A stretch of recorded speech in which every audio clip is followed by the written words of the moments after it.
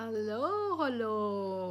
Oh, thanks God, na na-dismiss na ang impeachment kay BP Sara. Salamat sa Lord at sa lahat ng mga lawyers at sa mga Supreme Court Justices talagang laging nandiyan ang Panginoon. Sabi nga ni Senator Bato de la Rosa is divine intervention. So, ayun.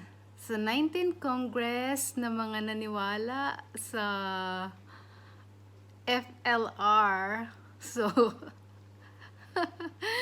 ayun, hindi kayo masyadong makukonsensya kasi hindi nyo kasalanang nagpabudol kayo, pero matatalino naman kayo, sana nag-isip kayo. And worse, yung mga tumanggap na at talagang ibinenta ang kanilang kaluluwa. Kamusta naman ngayon yung pakiramdam nyo?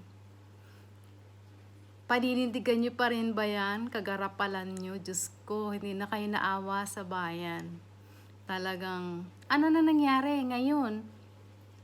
Yung inyong mga pang-ayuda, dapat ngayon nyo yan ginagamit. Nasaan na? Inubos nyo sa kandidacy nyo. Ano ngayon? May maitulong pa kayo sa mga constituents nyo? Yung mga kababayan nyo na nangangailangan ng suporta sa panahon ngayon na masama ang panahon at binabaha, binabagyo dyan sa Pilipinas. Kawawa naman tayo mga Pilipino dahil lang dito sa ilang mga politikong itong masyadong hayok sa pera. Sana ngayon sa nangyari sa kaso sa impeachment na yan ni BP Sara at napawala na siya na-dismiss na. Matauhan na sana tong mga politikong ito na wala nang ginawa kundi santuhin ng pera. Maawa kayo. Sa bayan, lubog na tayo sa utang, lubog pa tayo sa baha. Lubog na tayo sa kahihiyan dahil pa sa ginawa niyang presidente nating bangag na tuwang-tuwang nakakuha na 1% discount. My Lord, achievement na ba yan?